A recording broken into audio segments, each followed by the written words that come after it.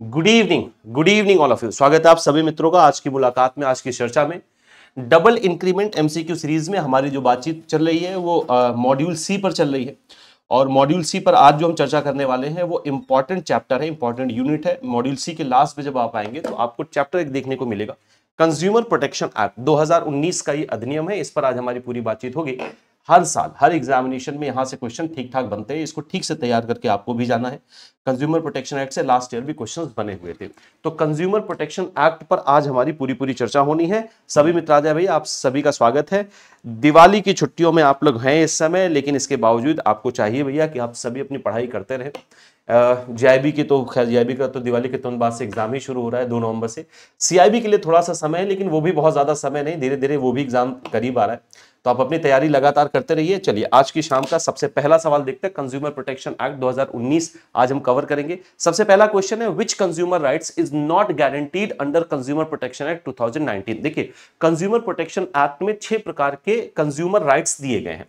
तो सवाल ये किया जा रहा है कि इनमें से कौन सा वो राइट है कंज्यूमर प्रोटेक्शन एक्ट 2019 में जिसकी गारंटी नहीं है, या जो राइट नहीं दिए गए इस अधिनियम में, वो आपको पहचानना है। Right to choose, right to exploitation, right to be heard, right to seek redressal. क्या होगा दुरुस्त आंसर इस पर? आप सभी देखिए आंसर करते रहिए।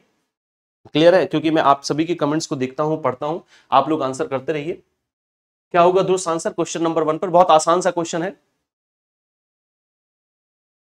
6 प्रकार के कंज्यूमर राइट्स है, तो हो सकता है आपका पेपर अगर बहुत आसान है तो सिर्फ इतना ही पूछ लिया जाए कि कितने प्रकार के कंज्यूमर राइट्स आपको कंज्यूमर प्रोटेक्शन एक्ट के अंतर्गत दिए गए हैं। तो 6 प्रकार के राइट्स हैं, इनमें से कौन से राइट्स हैं जिनकी गारंटी नहीं। और ये कंज्यूमर राइट्स गारंटीड राइट्स है, मतलब इसकी गारंटी आपको दी जा रही है। अगर उनका एक्सप्लॉयटेशन हो रहा है, या वो आपको नहीं मिल रहा है, उनका वायलेशन हो रहा है, या वो आपको दिए नहीं जा रहे, तो ऐसे केस में आप कंज्यूमर प्रोटेक्शन एक्ट के अंतर्गत अपनी शिकायतों को दर्ज कर सकते हैं। आप में से जिन्होंने भी इस पर्टिकुलर क्वेश्चन का बी आंसर किया है, बिल्कुल दुरुस्त आंसर है, B option is the right option. Clear है? तो राइट टू एक्सप्लॉयटेशन ऐसा कोई अधिकार नहीं है, ना ही इसकी गारंटी है।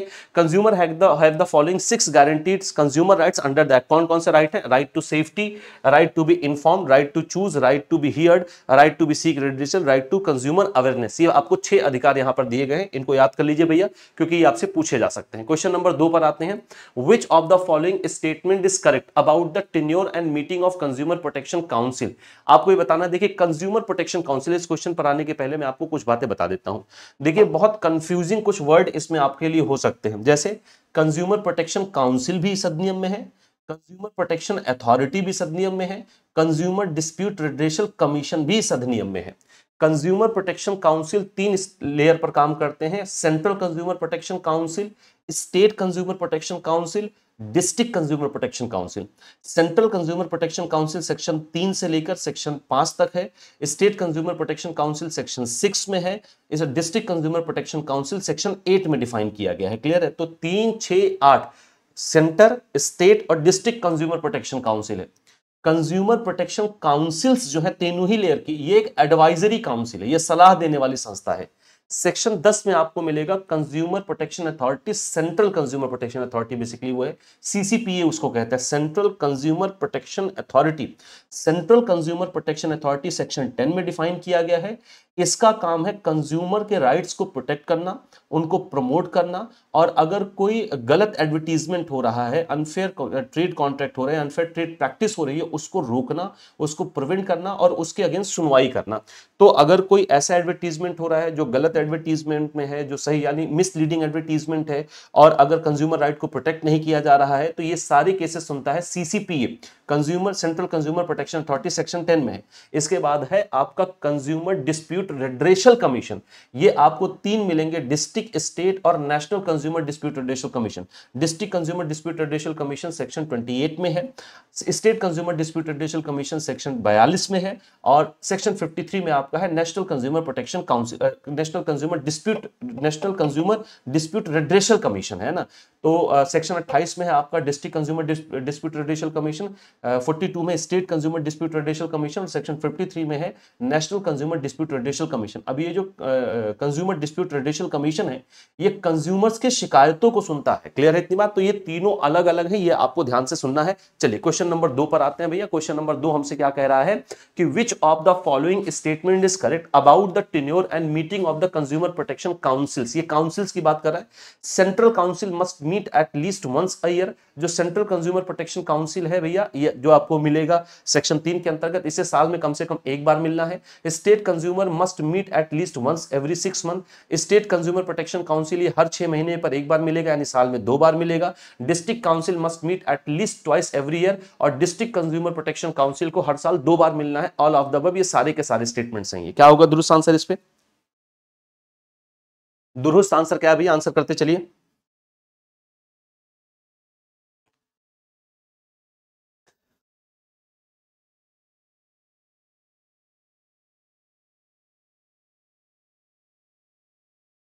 सही आंसर क्या होगा भैया? देखिए, सेंट्रल कंज्यूमर प्रोटेक्शन काउंसिल आपका एक बार मिलेगा साल में, बिल्कुल सही है। स्टेट कंज्यूमर प्रोटेक्शन काउंसिल को भी साल में 2 बार मिलना है, इसका मतलब हर 6 महीने पे वो एक बार मिलेंगे कम से कम। इनके अलावा जो डिस्ट्रिक्ट कंज्यूमर प्रोटेक्शन काउंसिल, इसको भी साल में 2 बार मिलना है, या भी कम से कम 6 महीने में एक बार मिलेगा। तो यहां पर ये सारे के सारे स्टेटमेंट सही लिखे, इनको याद रखिएगा भैया, यानी ऑल ऑफ द अबव बिल्कुल दुरुस्त आंसर बनेगा। तो आप में से जिन्होंने भी डी आंसर किया, सही आंसर क्या है? क्वेश्चन नंबर 3 पर बढ़ते हैं। विच इज अ की difference between consumer protection council and consumer commission. देख लीजिए, कंज्यूमर कमीशन जिसका वास्तव में पूरा नाम है कंज्यूमर डिस्प्यूट रेडिशल कमीशन, तो कंज्यूमर डिस्प्यूट रेडिशल कमीशन को हम बोलचाल की भाषा में कंज्यूमर कमीशन कहते हैं। यानी जो आपका डिस्ट्रिक्ट कंज्यूमर डिस्प्यूट रेडिशल कमीशन, उसे डिस्ट्रिक्ट कमीशन बुलाते हैं। स्टेट कंज्यूमर डिस्प्यूट रेडिशल कमीशन को स्टेट कमीशन बुलाते हैं। नेशनल कंज्यूमर डिस्प्यूट रेडिशल कमीशन को हम बुलाते हैं नेशनल कमीशन। तो आपका जो प्रोटेक्शन काउंसिल है, प्रोटेक्शन काउंसिल मैं यहां पर लिख दे रहा हूं, प्रोटेक्शन काउंसिल कहां कहां डिफाइन हुए हैं। प्रोटेक्शन देखो यहां पर मैं पूरी बात लिख दे रहा हूं ताकि आपके लिए कोई दिक्कत वाली बात ना हो। देखिए, जो प्रोटेक्शन काउंसिल्स हैं उनमें सबसे पहले है सेंट्रल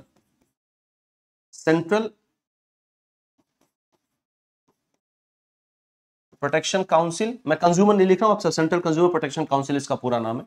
सेंट्रल प्रोटेक्शन काउंसिल ये आपका है सेक्शन 3 में। इसके बाद है आपका स्टेट कंज्यूमर प्रोटेक्शन काउंसिल, ये है आपका सेक्शन 6 में। और फिर है आपका डिस्ट्रिक्ट कंज्यूमर प्रोटेक्शन काउंसिल, ये है आपका सेक्शन 8 में। ठीक है, इसके बाद आ जाते हैं डिस्प्यूट रेड्रेशल कमीशन। तो डिस्ट्रिक्ट लेवल पर डिस्प्यूट रेड्रेशल कमीशन है, उसको हम कहते हैं डिस्ट्रिक्ट कमीशन। बोलचाल की भाषा में उसे क्या कहा जाता है? District commission. ये सेक्शन 28 से शुरू है कंज्यूमर प्रोटेक्शन एक्ट में। इसके बाद है आपका स्टेट कमीशन, यानी स्टेट कंज्यूमर डिस्प्यूट रेडिशल कमीशन, ये है सेक्शन 42 के अंदर। इसके बाद है आपका नेशनल कंज्यूमर डिस्प्यूट रेडिशल कमीशन, यानी नेशनल कमीशन, ये आपका है भैया सेक्शन 53 से शुरू होता है। क्लियर है? तो अब क्या अंतर है काउंसिल में और कमीशन में? क्या अंतर है? तो councils are advisory, commission are executory. Councils हैं जो एडवाइजरी नेचर की होती है, मतलब ये एडवाइजरी देती हैं, जबकि कमीशन एग्जीक्यूटरी नेचर के हैं, ये मामले सुनते हैं, मुकदमे सुनते हैं। Councils are permanent courts, council permanent है, जबकि कमीशंस टेम्परेरी होते हैं। क्लियर है? Councils are funded by NGOs, commission by government. Council funded होते हैं एनजीओस से, कमीशन फंडेड होते हैं गवर्नमेंट से। Council have appellate jurisdiction, commissions don't. Councils के पास एपिलेट ज्यूरिडिक्शन होता है, कमीशन के पास ऐसा नहीं होता है। क्या होगा भैया दुरुस्त आंसर इसके लिए? अगर आपने पिछले क्वेश्चंस के डिस्कशन को ठीक से सुना हुआ है तो इसका आंसर आप सभी के पास मौजूद होगा। क्या होगा दुरुस्त आंसर भैया? बताते चलिए, दुरुस्त आंसर क्या होगा इस पर्टिकुलर क्वेश्चन के लिए? अभी मैंने आपको बताया है। देखिए, चलिए ध्यान से सुनिएगा। जितनी भी काउंसिल्स हैं, यानी वो चाहे central consumer protection council section 3 हो, या state consumer protection council section 6 हो, या district consumer protection council section 8 हो, ये सारी के सारी एडवाइजरी नेचर की हैं। ये सारी की सारी क्या है? धन्यवाद। ये सारी की सारी क्या है? एडवाइजरी नेचर की हैं, यानी ये एडवाइस देती हैं। जबकि आपकी ये जो डिस्ट्रिक्ट कमीशन, स्टेट कमीशन और नेशनल कमीशन, मतलब जो कंज्यूमर डिस्प्यूट रेडिशल कमीशन है, ये सारी की सारी एडजुकेटरी नेचर के, यानी ये एजुकेशन करती हैं, मामले की सुनवाई करती। तो आप में से जिन्होंने भी आंसर ए किया है, बिल्कुल दुरुस्त आंसर किया है। Option A is the correct option. Clear हो गई इतनी बात भैया? क्लियर है इतना? ठीक है जी, नेक्स्ट क्वेश्चन की तरफ बढ़े। तो ये इसको याद रखिएगा, कंज्यूमर प्रोटेक्शन काउंसिल्स कहां है और कंज्यूमर जो डिस्प्यूट रेडिशल कमीशन वो कहां। चलिए मैं आपको एक्ट में दिखाई देता हूं। देखिए, आप सभी के लिए मैं गवर्नमेंट ऑफ इंडिया की वेबसाइट बता देता हूं, जो आपको अगर कहीं कोई अधिनियम में प्रॉब्लम हो रही है तो आप अथेंटिक वेबसाइट पे जाइएगा। कौन सी वेबसाइट? जैसे आपको कंज्यूमर प्रोटेक्शन एक्ट पढ़ना है तो सीपीए यानी कंज्यूमर प्रोटेक्शन एक्ट, अगर आपको ईयर याद है तो लिख लीजिए, नहीं याद है तो कोई दिक्कत नहीं, जैसे 2019 का ये अधिनियम है। फिर जो सबसे ज्यादा जरूरी आपको लिखना है इंडिया कोड। क्या लिखना है? India code. ये गवर्नमेंट ऑफ इंडिया की वेबसाइट है, तो इंडिया कोड पर आप यहां पर क्लिक करेंगे, ऐसे आपको पेज दिखाई देगा। जो इंडिया कोड में हैंडल पेज है वो आप ओपन करेंगे।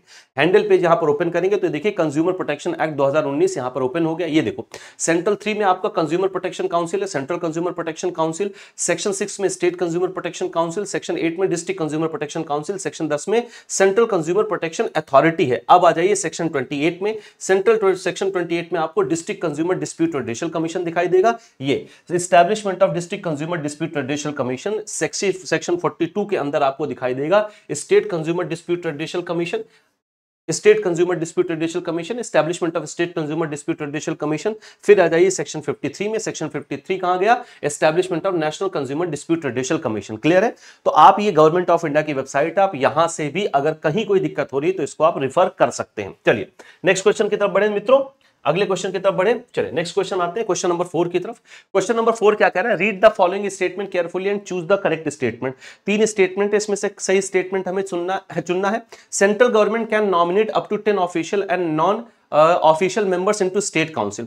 सेंट्रल गवर्नमेंट स्टेट काउंसिल में 10 अधिकतम नॉन ऑफिशियल और नॉन ऑफिशियल मेंबर्स को नॉमिनेट कर सकता है। State council shall meet at least 4 times every year. अभी पीछे आपने इससे संबंधित एक क्वेश्चन देखा है, ये गलत मत करिएगा। तो स्टेट काउंसिल साल में कम से कम 4 बार मिलेगी।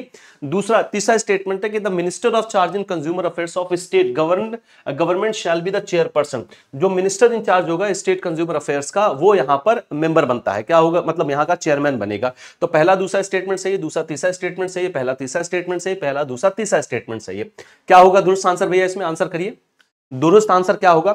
अभी एक मैंने पीछे आपके साथ क्वेश्चन डिस्कस किया है कि कितनी बार मिलती हैं आपकी central consumer protection council, state consumer protection council और डिस्ट्रिक्ट कंज्यूमर प्रोटेक्शन काउंसिल। उसमें आपको याद रखना होना चाहिए भैया कि जो सेंट्रल कंज्यूमर प्रोटेक्शन काउंसिल, इसे साल में कम से कम 1 बार मिलना होता है। स्टेट कंज्यूमर प्रोटेक्शन काउंसिल और डिस्ट्रिक्ट कंज्यूमर प्रोटेक्शन काउंसिल इस साल में कम से कम 2 बार मिलती हैं। यहां पर 4 बार लिखा हुआ है, इसका मतलब दूसरा स्टेटमेंट तो सही नहीं है।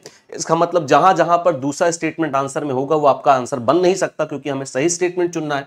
तो ए आपका ऑप्शन बन नहीं सकता, बी आपका ऑप्शन बन नहीं सकता, डी आपका ऑप्शन बन नहीं सकता। बना क्या? सी ऑप्शन, पहला और तीसरा स्टेटमेंट बिल्कुल दुरुस्त स्टेटमेंट है। बहुत सुंदर भैया, क्लियर है इतनी बात? C option is the correct option. Question number 5 पर आते हैं। Which of the following is the correct pecuniary jurisdiction of consumer commission under CPA 2009।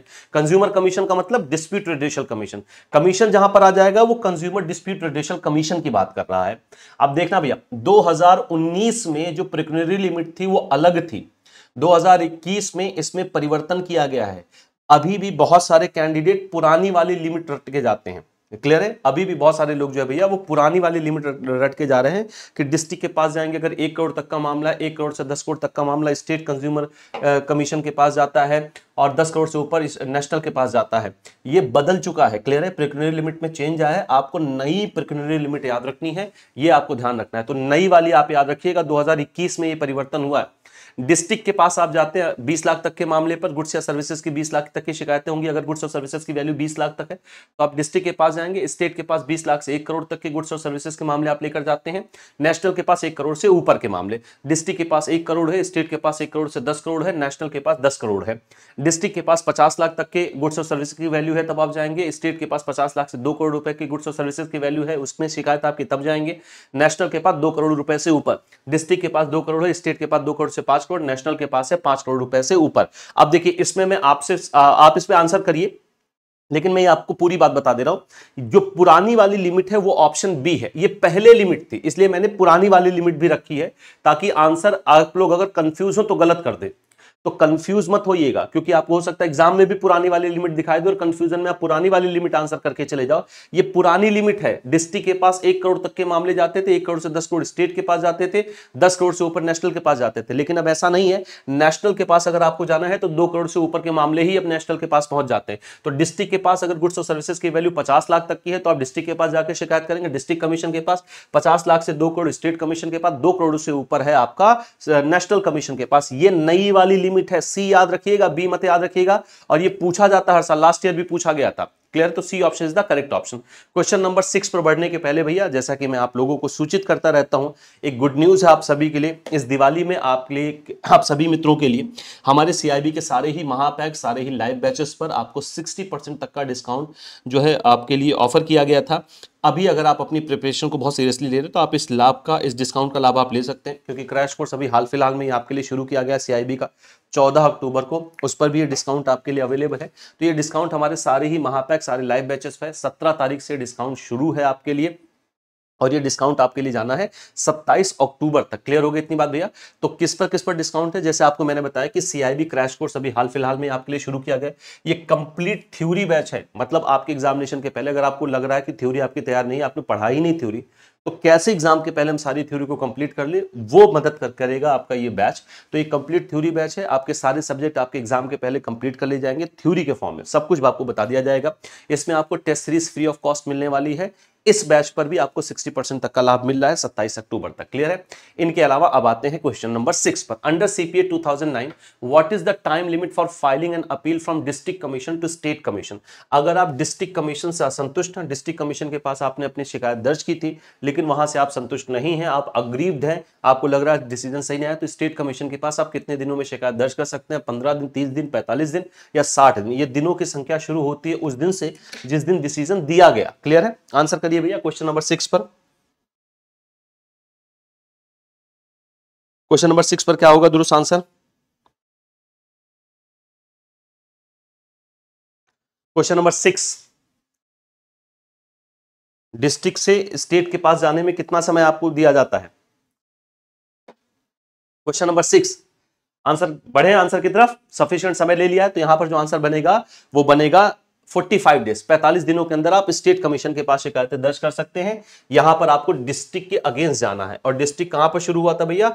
District commission शुरू हुआ था सेक्शन 28 से, है ना? डिस्ट्रिक्ट कमीशन कहां शुरू हुआ था? सेक्शन 28 से, district consumer dispute judicial commission. अब इसी में आपको अपील पढ़ने को मिलेगी। क्या है इसी में? आपको क्या है, आप अपील यहां पर देखेंगे कि अगर आप अपील करना चाहते हैं तो आप कितने दिनों के अंदर अपील कर सकते हैं। कहां गया?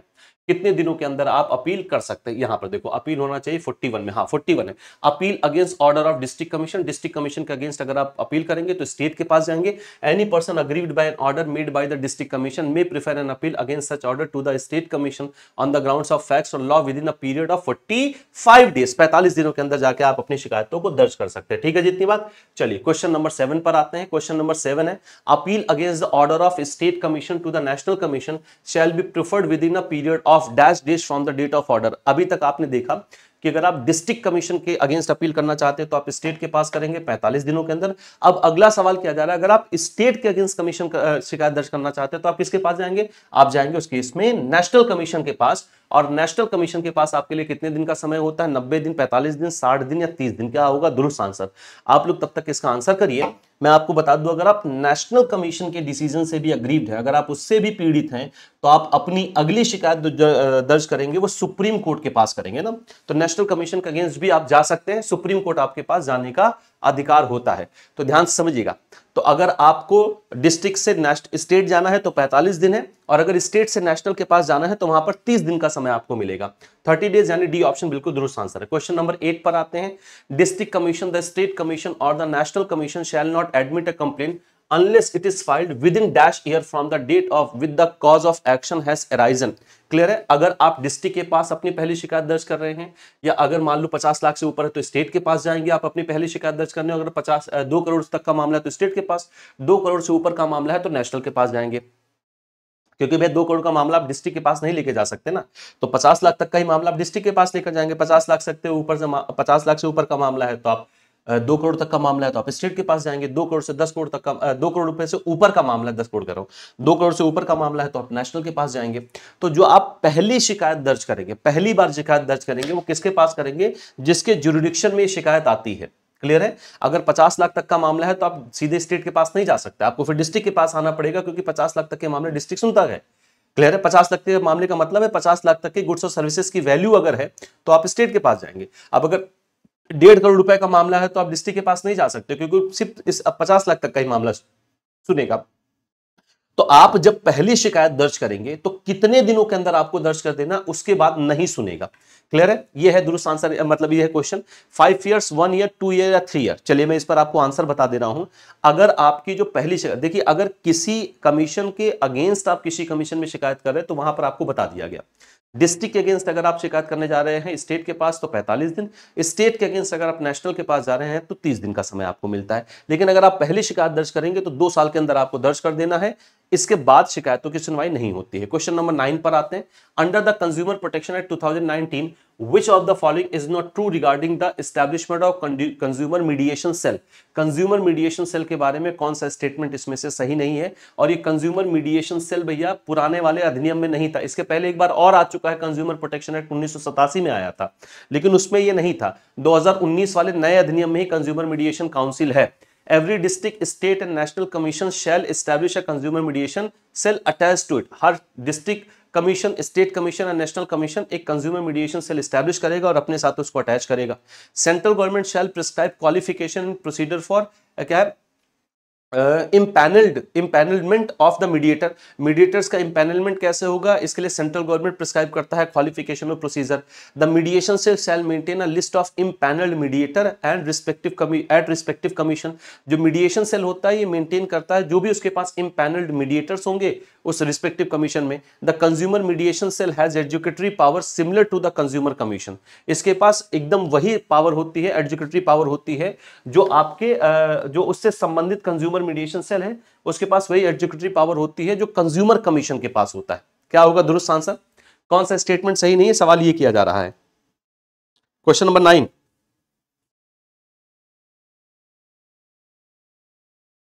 देखिए ये मीडिएशन का काम करता है ना, ये मीडिएशन के मामलों से आपके मामले की सुनवाई करने की कोशिश करता है। अगर मीडिएशन नहीं हो पा रहा है तो फिर ये उस कमीशन को वापस कर देता है मामला, तो इसके पास वो ताकत नहीं होती, मीडिएशन का काम करता है। तो यहाँ पर डी ऑप्शन बनेगा, डी स्टेटमेंट गलत है। क्वेश्चन नंबर 10 पर आते हैं।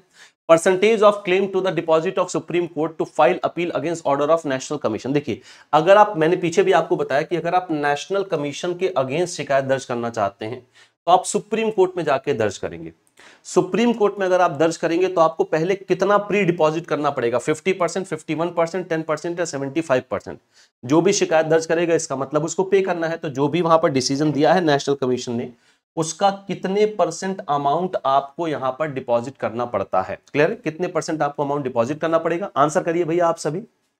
इसमें से आप में से जिन्होंने, सफिशिएंट टाइम हम लोगों ने इस पर्टिकुलर क्वेश्चन पर ले लिया है, आप में से जिन्होंने भी 50% आंसर किया है बिल्कुल दुरुस्त आंसर किया, 50% एकदम सही आंसर है। तो आज के लिए फिर इतनी ही चर्चा रखते हैं। अब मित्रों मेरी कल आपसे मुलाकात होगी अगले मुद्दे पर बातचीत करने के लिए। मॉड्यूल सी में अभी आपके 2 छोटे छोटे टॉपिक्स बचे हुए हैं, एक लॉ ऑफ लिमिटेशन बचा हुआ और एक बचा हुआ है आपका जो टैक्स लॉज है, उन पर हमारी अगली मुलाकात में बात होगी। इनके अलावा मैं आपको ये भी बता दूं कि आपके लिए जो महापैक्स है उसमें आपको मैंने पीछे जितने बैचेस बताए उन सबका एक्सेस मिलेगा। महापैक में आपको इलेक्टिव पेपर की क्लासेस फ्री ऑफ कॉस्ट मिलती है। इलेक्टिव पेपर आपको इसमें परचेज करने की जरूरत नहीं है। और इस महापैक्स पर भी आपको दिवाली में 60% तक का ऑफ दिया जा रहा है, जो 27 अक्टूबर तक आपके लिए ये ऑफर अवेलेबल है। अगर आप आरबीआई ग्रेड बी की प्रिपरेशन करें तो आपके लिए ग्रेड बी के लिए समर्थ आरबीआई बैच भी है, इसके में भी आपको 60% का डिस्काउंट मिल रहा है। सिंगल सब्जेक्ट आपको मैं हमेशा बताता रहता हूं, अगर आपको कोई एक विषय रुका है तो सिंगल सब्जेक्ट भी आप सब्सक्राइब कर सकते हैं। चारों कंपलसरी पेपर अवेलेबल है।